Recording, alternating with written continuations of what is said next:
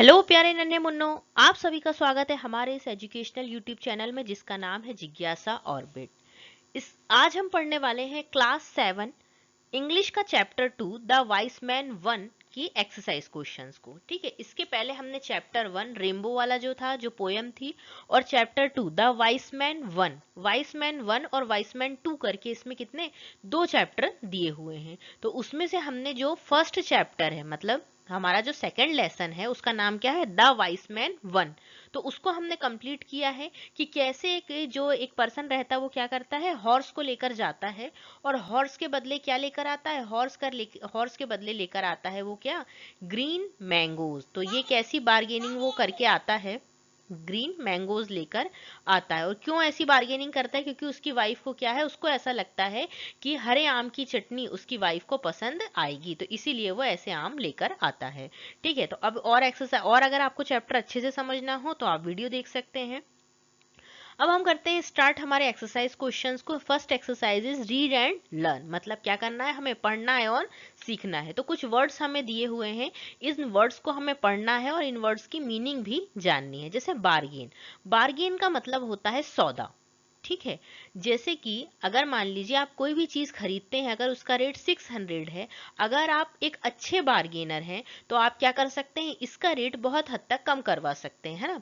लेकिन अगर आपको बार्गेनिंग नहीं आती है तो आप 600 देकर ही उस सामान को खरीद सकते हैं, है ना। तो आपके पास दोनों ऑप्शन है, तो बार्गेनिंग इज मस्ट, बार्गेनिंग आनी चाहिए। फेरी, फेरी का मतलब क्या होता है, परी। प्रिटी, प्रिटी मीन्स होता है सुंदर। ठीक है, जो सुंदर होता है उसे क्या कहा जाता है, उसे कहा जाता है प्रिटी। अब नेक्स्ट हम देखते हैं, नेक्स्ट वर्ड क्या है, एक्सचेंज। एक्सचेंज का मतलब होता है बदलना। मतलब देखिए, अगर आपने कोई टी शर्ट लेकर आई है और वो टी शर्ट आपको पसंद है लेकिन वो आपको साइज में छोटी आ रही है, तो आप उसे क्या करेंगे, एक्सचेंज करके आएंगे, मतलब उस टी शर्ट के बदले में बड़े साइज की दूसरी टी शर्ट ले आएंगे, मतलब जो उसी के जैसी दिखती हो। ठीक है, अ lot of, a lot of का मतलब होता है बहुत ज्यादा, बहुत ज्यादा। और आ फ्यू का मतलब होता है कुछ। ठीक है, ये दोनों एक जैसे वर्ड्स थे इसलिए हमने साथ में कर लिया। कैटल, कैटल्स मीन होता है पशु। ठीक है, एंजल, एंजल का मीन क्या होता है, एंजल का मीन हम ऐसे लिख सकते हैं देवदूत। ठीक है, जो ईश्वर के द्वारा भेजा गया कोई भी परी हो तो उसे भी हम एंजल कह सकते हैं। ठीक है, नेक्स्ट है डिसाइड। डिसाइड का मतलब होता है तय करना, कि आज हमने डिसाइड किया है कि हम आज क्या करेंगे, चाय पार्टी करेंगे। तो क्या है ये, चाय पर चर्चा। तो ये क्या है, डिसाइड करना। ठीक है, आज हमने तय किया है कि आज हम मूवी देखने जाएंगे। कोल्ट, कोल्ट का मीनिंग क्या होता है, कोल्ट का मीनिंग होता है बछड़ा। ठीक है, बछड़ा।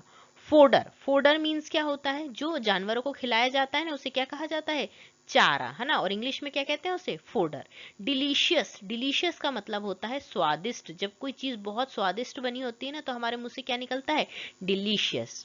A hard of cattle, hard of cattle का मतलब क्या होगा, पशुओं का झुंड। कैटल के बारे में हमने क्या देखा था, कि पशु को कैटल कहा जाता है, और जो हार्ड ऑफ अगर उसके सामने लग जाता है तो उसका मतलब क्या होता है, पशुओं का झुंड। ले एग, ले एग का मीनिंग क्या होता है, ले एग का मीनिंग होता है अंडे देना। ठीक है, आप पढ़ाई कर रहे हैं ना, ठीक है, अंडे देना। अब हम देखते हैं हमारी नेक्स्ट एक्सरसाइज को, comprehension. Answer the question given below, मतलब जो हमें क्वेश्चन दिए हुए हैं उनके हमें क्या करना है, आंसर लिखने हैं। फर्स्ट क्वेश्चन क्या है, why did the horse trainer and his wife decide to sell the horse. अभी हमने डिसाइड की मीनिंग देखी थी कि डिसाइड का मीनिंग क्या होता है, तय करना। ठीक है, कोई भी निर्णय लेना या डिसीजन लेना। तो जो हॉर्स ट्रेनर था और जो उसकी वाइफ थी, उन्होंने ऐसा क्यों डिसाइड किया। वाई का मीनिंग क्या होता है, वाई का मीनिंग होता है क्यों, क्यों डिसाइड किया। और सेल का मीनिंग क्या होता है, बेचना। ठीक है, देखिए, जब आपको हिंदी मीनिंग पता होगी तभी आपको उसका अर्थ समझ में आएगा, और जब आपको उसकी मीनिंग समझ में आएगी, अर्थ समझ में आएगा, तभी आप ये समझ पाएंगे कि हमें आंसर में क्या लिखना है। ठीक है, तो अगर आप यहाँ पे साइड में हिंदी में लिख रहे हैं तो इसमें कोई शर्म की बात नहीं है, इसमें ये है, ये सिर्फ आपके समझने के लिए है। तो इसका आंसर हम कहाँ से स्टार्ट करेंगे, यहाँ से। The horse trainer, the horse trainer and his wife. ये देखिए, ये हम सब क्या से लिख रहे हैं, ये क्वेश्चन से ही लिख रहे हैं हम। And his wife decided decide का क्या हो जाएगा, decided. Decided to sell the horse because,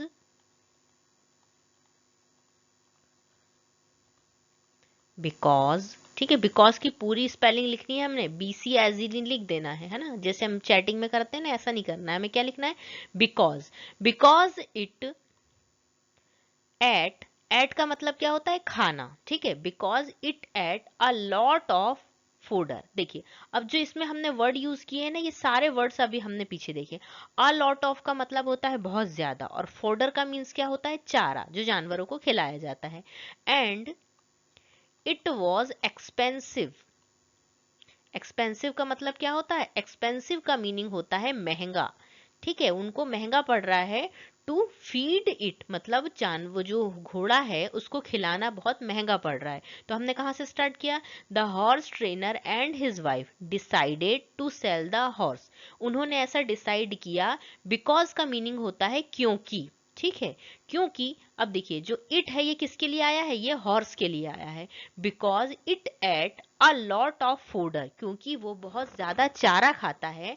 and it was expensive, और उनको ये कैसा पड़ रहा है, बहुत महंगा पड़ रहा है। एक्सपेंसिव का मतलब क्या होता है, महंगा, उन्हें बहुत महंगा पड़ रहा है उसे खिलाना। तो आई होप आपको ये समझ में आया होगा। Our next question is where did Bhola go to sell the horse, मतलब जो भोला है वो हॉर्स को सेल करने के लिए कहाँ गया था। तो इसका आंसर हम क्या लिखेंगे, इसका आंसर हम ऐसे लिखेंगे, भोला went to the market, मतलब भोला कहाँ गया था, मार्केट गया था। अब यहाँ हमने went क्यों यूज किया है, देखिए यहाँ पे लगा हुआ है डिड, है ना, डिड कब हम यूज करते हैं, पास्ट टेंस में। तो गो का जो पास्ट टेंस होगा वो क्या होगा, वेंट, गो वेंट गॉन, तो इसीलिए हमने वेंट यूज किया है। Bhola went to the market to sell the horse, ठीक है, टू सेल द हॉर्स मतलब जो घोड़े को बेचने के लिए वो कहाँ गया था, मार्केट गया था। नेक्स्ट क्वेश्चन हमारा देखते हैं, whom did he meet first, मतलब जब वो गया था तो उसको सबसे पहले कौन मिला था। तो इसका आंसर हम ऐसे लिखेंगे, he first meet a man with his donkey, मतलब विथ आर डोंकी, मतलब उसको क्या मिला था, घोड़े के बदले में उसने किस क्या एक्सचेंज किया था, घोड़े को डोंकी से सबसे पहले एक्सचेंज किया था। Our next question is why did Bhola think of buying a sheep, मतलब जो भोला है उसने ऐसा क्यों सोचा, क्या सोचा उसने, वाई का मतलब क्या होता है, वाई का मीनिंग होता है क्यों, भोला ने, और थिंक का मीनिंग होता है सोचना, ठीक है, बाइंग का मतलब होता है खरीदना, ठीक है, खरीदना, और शीप का मीनिंग क्या होता है, भेड़। तो भोला ने भेड़ खरीदने की क्यों सोची, इसका मीनिंग ये होगा पूरा हिंदी में। तो अब हम इसका आंसर देखते हैं, इसका आंसर क्या होगा, देखिए भोला, एक सेकेंड, इसका आंसर हम क्या लिखेंगे, भोला थॉट, THOUGHT। देखिए थिंक जो है, थिंक का सेकंड फॉर्म भी क्या होता है, थॉट, है ना, थिंक थॉट थॉट, इस टाइप से होता है। तो डिड यहाँ पर लगा हुआ, इसीलिए हम क्या कर रहे हैं, थिंक की पास्ट फॉर्म यूज कर रहे हैं। Bhola think that his wife, जो उसकी वाइफ है, हिज वाइफ वुड लाइक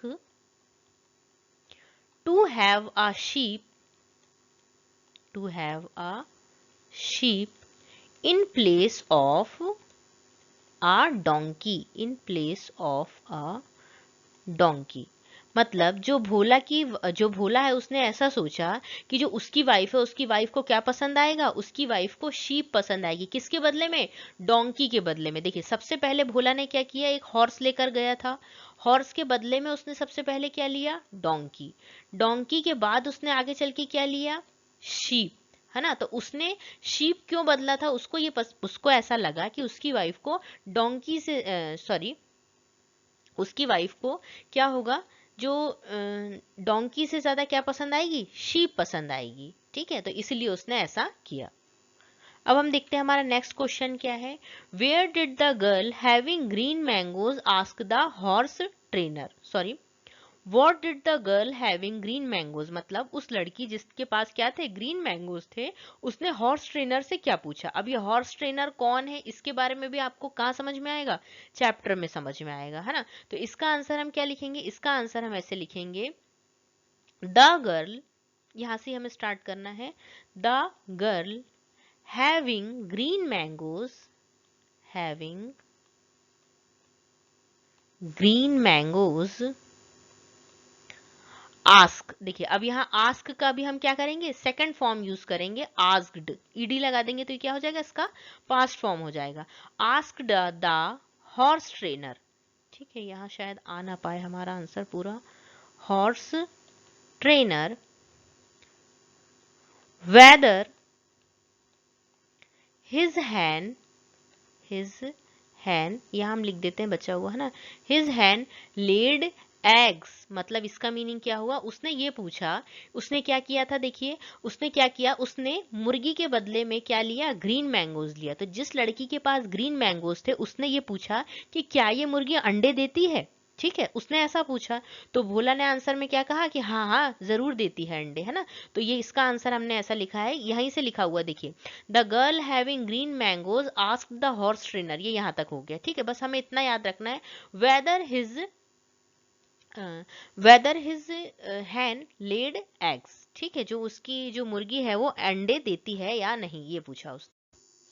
अब हम मूव करते हैं हमारी नेक्स्ट एक्सरसाइज की ओर, tick the correct answer true और फॉल्स। हमें इसमें क्या बताना है, ट्रू और फॉल्स को। क्वेश्चन आंसर हमारे कंप्लीट हो गए। हमारा फर्स्ट क्वेश्चन देखिए, फर्स्ट क्या है, भोलाज वाइफ वाज आशा। देखिए इनके आंसर आप कब अच्छे से दे सकते हैं, तुक्के तो आप लगा सकते हैं, लेकिन आंसर आप कब अच्छे से दे सकते हैं, जब आपने चैप्टर समझा है, ठीक है, चैप्टर समझना बहुत ज्यादा जरूरी है, ठीक है। तो इसका आंसर क्या होगा, इसका आंसर होगा क्या, फॉल्स, कि भोला की जो वाइफ थी वो आशा नहीं थी। इसमें आशा दिया हुआ है तो भोला की वाइफ आशा नहीं थी। अब कौन थी भोला की वाइफ, ये आपको कहां से पता चलेगा, चैप्टर से। अब नेक्स्ट हम देखते हैं, Bhola spent little money for feeding his horse, मतलब जो भोला है वो क्या करता था, बहुत मतलब जो पैसे थी वो हॉर्स को खिलाने में खर्च करता था। तो इसका आंसर क्या होगा, इसका आंसर होगा true. His wife loved to eat mango chutney, क्या जो उसकी वाइफ थी उसको मैंगो की चटनी पसंद आती थी, तो इसका आंसर क्या होगा, ट्रू। हाँ सही बात थी, जब तो उसने कच्चे आम लेके गया था उसके लिए। नेक्स्ट देखते हैं, नेक्स्ट हमारा क्या है, the girl had a basket full of green mangoes, मतलब जो लड़की थी क्या उसके पास इतने ग्रीन मैंगोज थे जिससे बास्केट भरा हुआ था, तो इसका आंसर क्या होगा, इसका आंसर होगा ट्रू।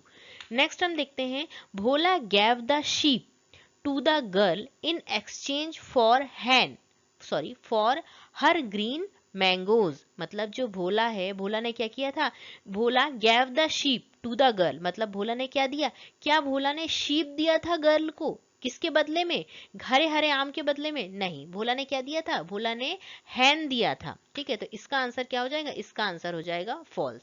देखिए ट्रू फॉल्स है क्वेश्चन के आंसर है, आप क्वेश्चन के आंसर भी ऐसे हैं कि अगर आपने चैप्टर समझ लिया ना कुछ तो लिख के आ ही जाएंगे, है ना। और ट्रू फॉल्स ऐसे हैं कि अगर आपने चैप्टर समझ लिया तो आप एक्सरसाइज क्वेश्चंस को तो ऐसे ही कर ले जाएंगे। Our next exercise is word power, right the word for these. हमें क्या करना है, वन वर्ड लिखना है, right one word for these. One who trains a horse, मतलब एक ऐसा व्यक्ति जो क्या करता है, हॉर्स को ट्रेन करता है। तो इस अभी हमने इस चैप्टर में देखा है कि हॉर्स ट्रेनर, ठीक है, हॉर्स ट्रेनर कौन था, क्या नाम था हॉर्स ट्रेनर का, जिसने चैप्टर समझा है वो बता सकता है, हॉर्स ट्रेनर का नाम था भोला, ठीक है। अब नेक्स्ट हम देखते हैं, one who looks after sheep, मतलब ऐसा जो व्यक्ति जो क्या करता है, शीप को देखता है। तो इसका आंसर क्या होगा, इसका आंसर होगा शेपर्ड, ठीक है, जो शीप की देखभाल करता है उसे क्या कहते हैं, shepherd. One who rides and control an elephant, मतलब एक ऐसा व्यक्ति जो क्या करता है, हाथी को कंट्रोल करता है और उसे क्या करता है, हाथी की सवारी भी करता है, उसे कहा जाता है महावत, है ना। तो स्पेलिंग क्या लिखेंगे हम, महावत, ठीक है। नेक्स्ट हम देखते हैं, the person who control wild animal in a circus, मतलब जो सर्कस में जंगली जानवरों को, वाइल्ड एनिमल मीन जंगली जानवरों को कंट्रोल करता है ना, उसे कहते हैं रिंग मास्टर, ठीक है, ring master.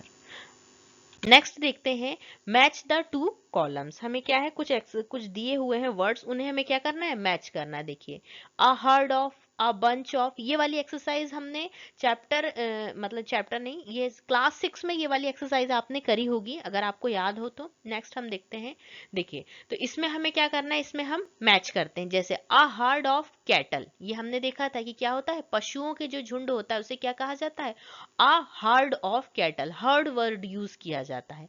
A bunch of, bunch of किसके लिए यूज किया जाता है, बंच यूज किया जाता है ग्रैप्स के लिए भी यूज किया जाता है और बनाना के लिए भी यूज किया जाता है। तो देखिए यहाँ पर हमें क्या दिख रहा है, ग्रैप्स दिख रहा है, तो अ बंच ऑफ ग्रैप्स। ठीक है, नेक्स्ट हम देखते हैं, नेक्स्ट क्या दिया हुआ है, अ हीप ऑफ, इसे हम मैच करेंगे स्टोन्स के साथ। Okay, a heap of stones. Next क्या है, अ बुके ऑफ, इसे हम क्या पढ़ते हैं, इसे हम पढ़ते हैं बुके, है ना, जो फूलों का गुलदस्ता होता है ना, तो उसे क्या कहते हैं, उसे कहते हैं बुके।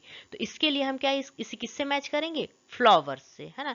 मतलब देखिए इन ये क्या है, सिंगल सिंगल वर्ड्स हैं, इनके समूह को, है ना, क्या कहते हैं, जैसे पशुओं के समूह को क्या कहते हैं, हर्ड। अब बंच ऑफ, जो अंगूरों का जो गुच्छा होता है उसे क्या कहते हैं, बंच कहते हैं।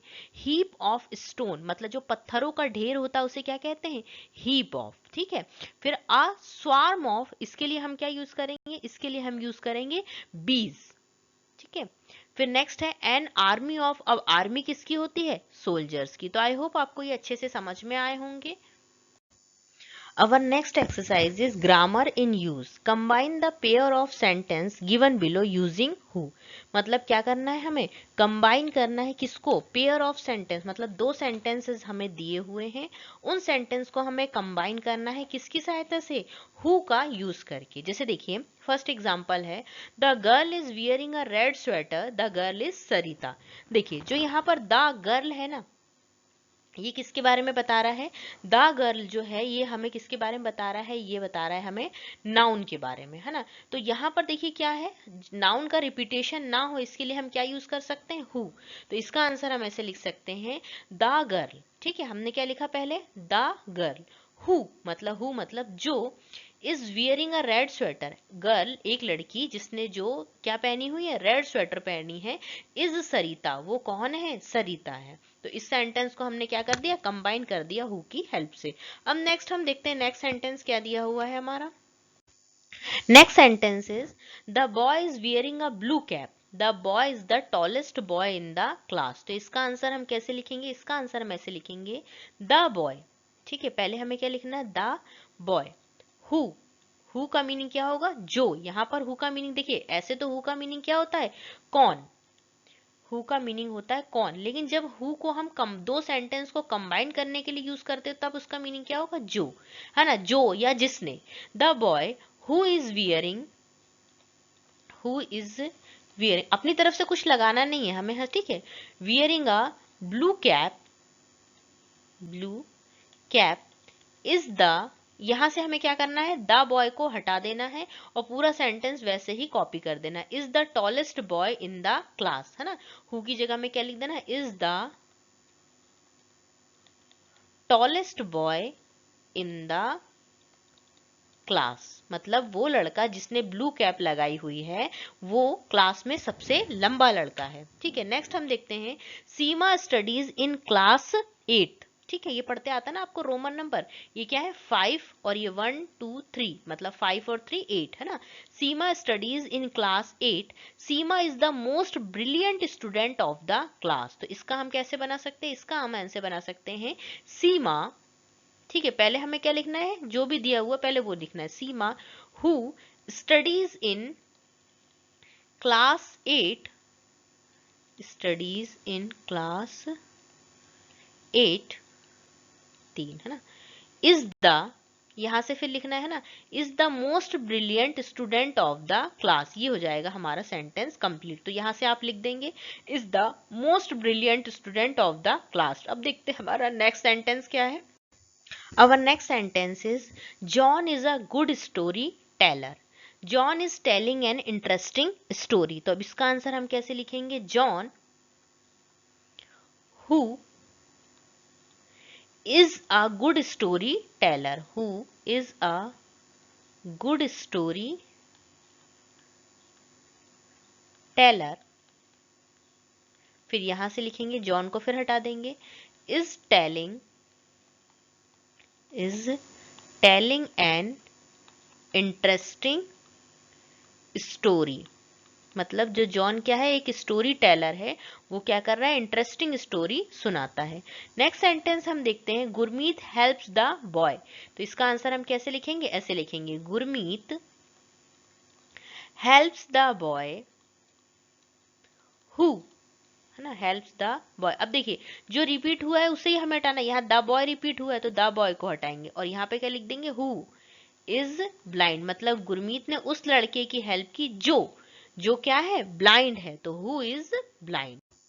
Our next exercise is let's write. हमें क्या करना है, कुछ लिखना है। अब क्या लिखना है देखते हैं, right a paragraph using the group of words given below. मतलब हमें क्या करना है, हमें कुछ इन वर्ड्स जो हमें दिए हुए हैं उन वर्ड्स की हेल्प से क्या करना है, सेंटेंस क्रिएट करना है। ठीक है, तो हम इसे अलग अलग भी कर सकते हैं और चाहे तो इन्हें कंबाइन भी कर सकते हैं। The horse trainer market sell horse buy और डोंकी। तो इससे हम अपना पहला सेंटेंस बनाते हैं, क्या बनेगा, द हॉर्स ट्रेनर। ठीक है, हमने पहला वर्ड यूज कर लिया है अपना, द हॉर्स ट्रेनर, ये है हमारा पहला वर्ड, कट हो गया है ना। The horse trainer went to the market, went to the market.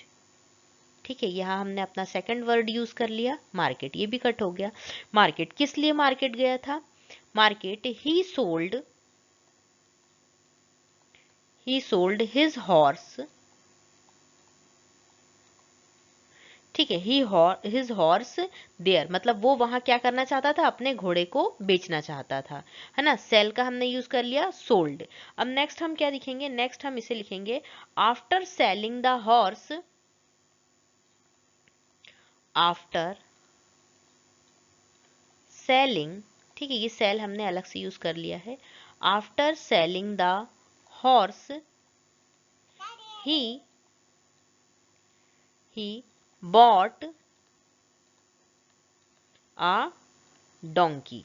ठीक है, उसने क्या किया, घोड़े को बेचकर क्या खरीद लिया, एक गधा खरीद लिया। हम कुछ भी सेंटेंस बना सकते हैं, ऐसा नहीं है कि जो सेंटेंस मैंने लिख दिया है वही आपको बनाना है। अगर आपको कोई और इजी सेंटेंस समझ में आते हैं तो आप उससे पैराग्राफ क्रिएट कर सकते हैं। अब जो हमारा नेक्स्ट दिया हुआ है, भोला एक्सचेंज डोंकी शीप और हैन, तो इसके बदले हम देखते हैं कि कौन सा सेंटेंस बन सकता है। इस जो पूरे सेंटेंस है, अगर हम इसको कंबाइन करके बनाएंगे तो हमें एक स्टोरी फॉर्म में बनाना होगा, और अगर अलग अलग बनाते हैं तो हम अलग अलग कुछ भी सेंटेंस बना सकते हैं। नेक्स्ट क्या है हमारा, भोला एक्सचेंज डोंकी शीप और हैन। तो इसके लिए हम क्या बना सकते हैं, इसके लिए हम ये बना सकते हैं, a girl, sorry, Bhola exchange his donkey for a sheep. ठीक है, भोला ने क्या किया, अपने डोंकी को किस लिए चेंज किया, शीप के लिए किया। लेटर ही एक्सचेंज्ड, उसके बाद उसने फिर एक्सचेंज किया, है ना, he exchange the sheep for a hen, मतलब फिर एक मुर्गी के लिए फिर से उसने एक्सचेंज किया। ठीक है, अब नेक्स्ट हम देखते हैं, नेक्स्ट क्या सेंटेंस बन सकता है। नेक्स्ट सेंटेंस हम बना सकते हैं, a girl went to the market, a girl went to the market with her hen, मतलब जो उसकी मुर्गी के साथ वो कहाँ गई, मार्केट गई। She sold, the hen and bought, उसने क्या खरीद लिया, BOUGHT, and he bought green mangoes, उसने क्या खरीद ली, जो उसकी हैन थी उसके बदले उसने ग्रीन मैंगोज खरीद लिए, है ना। तो इस तरीके से हमने 3 सेंटेंस बना दिए अलग अलग। अगर आप चाहें कंबाइन में अगर आपको चाहिए तो आप कमेंट बॉक्स में लिखकर बताइएगा। कमेंट बॉक्स में एक स्टोरी फॉर्म में भी हम बना सकते हैं इसको। Our next exercise is write a paragraph about mangoes using the following clues. हमें क्या है, कुछ क्लूज दिए हुए हैं, उसका यूज करके हमें क्या करना है, एक पैराग्राफ बनाना है. जैसे शेड, शेड का मीनिंग क्या होता है, छाया, जो पेड़ों से हमें छाया मिलती है ना. Fruit, green. रिप, राइप का मीन क्या होता है, पका हुआ. ठीक है. स्वीट, मीठा. सोर मतलब क्या होता है, खट्टा. जेली, जैम, पिकल और जूस. पिकल का मीन होता है अचार. जेली, जैम ये सब आप जानते ही हैं. जूस का मीनिंग क्या होता है, रस होता है ना. तो इससे हम क्या करते हैं, एक सेंटेंस, एक पैराग्राफ क्रिएट करते हैं. तो हम कैसे क्रिएट करेंगे, हमें मैंगो से रिलेट करके बनाना है ना. तो क्या लिखेंगे हम, mango is a delicious fruit. Mango क्या है, एक बहुत ही डिलीशियस. हमने सबसे जब इसकी एक्सरसाइज को स्टार्ट किया था तब हमने डिलीशियस वर्ड देखा था. डिलीशियस का मतलब क्या होता है, स्वादिष्ट. तो मैंगो क्या होता है, एक डिलीशियस फ्रूट है ना. The mango tree gives us shade. मतलब जो मैंगो का ट्री है, वो जो बहुत बड़े बड़े मैंगो के पेड़ हो जाते हैं ना, आम के पेड़, वो हमें क्या करते हैं, छाया प्रदान करते हैं, है ना. फिर हम नेक्स्ट क्या लिखेंगे, ग्रीन मैंगो. देखिए हमने कौन कौन से वर्ड यूज किए हैं अभी तक. यहाँ पर अभी हमने वर्ड यूज किया, मैंगो से स्टार्ट किया है, शेड. तो इसको हम क्रॉस कर देते हैं, शेड को हमने यूज कर दिया है. फिर नेक्स्ट हम लिखते हैं, green mangoes, green mangoes taste sour. मतलब जो ग्रीन मैंगोज होते हैं ना, उनका टेस्ट कैसा होता है, सोर होता है, मतलब खट्टा होता है. फिर इसके आगे हम क्या लिखेंगे, while ripe mangoes are sweet. Mangoes are sweet. देखिए अब हमने कौन कौन से वर्ड यूज कर लिए हैं. रिप मतलब पका हुआ, जो पके हुए आम होते हैं उसका टेस्ट कैसा होता है, स्वीट, पका मतलब मीठा होता है. ठीक है. अब नेक्स्ट हम देखते हैं आगे क्या हम लिख सकते हैं, mangoes are used to make. जो मैंगो होते हैं ना, उनका यूज हम क्या बनाने के लिए कर सकते हैं, बहुत सारी चीजें बना सकते हैं. जैसे jelly, jam, pickle and juice. ठीक है. आई होप सारे सेंटेंस हो गए होंगे हमारे. ग्रीन भी हो गया है, फ्रूट भी हो गया, यहाँ पर हमने फ्रूट भी यूज किया है. जेली, जैम, पिकल और जूस, ये सभी कंप्लीट हो गए, है ना. तो mango is a delicious fruit. Mango क्या है, एक बहुत ही स्वादिष्ट फल है. The mango tree gives a shade. जो मैंगो का पेड़ होता है वो हमें छाया प्रदान करता है. ग्रीन मैंगोज टेस्ट सोर. इसका मीनिंग क्या हुआ कि जो कच्चे आम होते हैं उसका टेस्ट कैसा होता है, खट्टा होता है. While ripe mangoes are sweet. जो पका हुआ आम होता है उसका टेस्ट कैसा होता है, मीठा होता है. हम सभी जानते हैं. Mangoes are used to make. मतलब आम का यूज हम बहुत सारी चीजों में करते हैं. जूस भी बनाते हैं, जेली भी बनाते हैं, जैम भी बनाते हैं और पिकल, पिकल मीन्स अचार भी बनाते हैं. Our next exercise is let's do it. Read the following sentence and rewrite them. हमें क्या करना है, सेंटेंस को रीड करना है और उसके बाद हमें उन्हें रीराइट मतलब फिर से लिखना है. them using should और should not. मतलब हमें क्या करना है, should का यूज करना है और किसका यूज करना है, should not का. ठीक है. तो आइए देखते हैं कौन कौन से सेंटेंस है. पहला first sentence is plant new trees. हमें क्या करना है, कुछ प्लांट्स हमें न्यू प्लांट्स हमें लगाने चाहिए. तो हम इसके लिए क्या लिखेंगे, we should plant new trees. जो हमें काम करना चाहिए उसके लिए हम शुड यूज करेंगे और जो काम हमें नहीं करना चाहिए उसके लिए should not. Never cut green trees, है ना. मतलब हमें क्या करना है, हमें कभी भी जो ग्रीन ट्रीज हैं उन्हें नहीं काटना चाहिए. तो इसके लिए हम क्या लिखेंगे, we should not cut green trees. अब देखिए हम यहाँ पर नेवर बार बार नहीं लगाएंगे. अगर हमने शुड नॉट लिख दिया तो इसका मतलब क्या है, जो नेवर है उसको हम यूज नहीं करेंगे. Do not hurt animals and bird, है ना. तो थर्ड के लिए हम क्या बना सकते हैं, थर्ड के लिए हम क्या यूज करेंगे यहाँ पर, we should not hurt animals and birds. ठीक है. हमें जो एनिमल है वो उनको परेशान या उनको चोट नहीं पहुंचानी चाहिए, है ना। Don't be cruel to animal, मतलब हमें जो जानवरों के लिए कैसा नहीं होना चाहिए, क्रूल नहीं होना चाहिए। तो इसके लिए हम क्या यूज करेंगे, वी शुड नॉट। शुड की मीनिंग होती है चाहिए, है ना, और शुड नॉट की मीनिंग होती है नहीं चाहिए। We should not be, we should not hurt, sorry we should not be, है ना, we should not be cruel to animals. ठीक है, हमारी बी के ऊपर चला गया है ये। नेक्स्ट देखते हैं, फीड अवर पेट्स प्रॉपरली। तो वी इसका हम क्या लिखेंगे, we should feed our pets properly. हमें अपने जानवरों को कैसे खिलाना चाहिए, प्रॉपरली खिलाना चाहिए। तो इसमें हमने शुड और शुड नॉट का यूज किया है, इजी थे, कुछ नहीं करना था, सिर्फ हमें शुड और शुड नॉट लगाना था। जहां पर नेवर लिखा हुआ है, यहाँ जहां पर भी नॉट का यूज हुआ है तो वहां पर हमने क्या यूज किया है, शुड नॉट। और जहां पर अगर कुछ भी यूज नहीं है तो हमने क्या किया है, शुड। आप इस तरीके से भी समझ सकते हैं इसको। तो इस वीडियो में हमने कवर किया है क्लास 7 इंग्लिश का चैप्टर 2 द वाइस मैन 1 की एक्सरसाइज क्वेश्चंस को। आई होप आपको सारी exercise questions, grammar, question answer, true false सभी अच्छे से समझ में आए होंगे। और अगर आपको कहीं समझने में प्रॉब्लम होती है तो आप कमेंट बॉक्स में लिखकर बता सकते हैं। अगर आपको वीडियो अच्छे से समझ में आया है तो आप ये भी लिखकर बता सकते हैं। कमेंट जरूर कीजिएगा। वीडियो पसंद आया हो तो वीडियो को लाइक करें, शेयर करें, चैनल को सब्सक्राइब करें। Thank you. हंसते रहे, मुस्कुराते रहे। जय हिंद, जय भारत।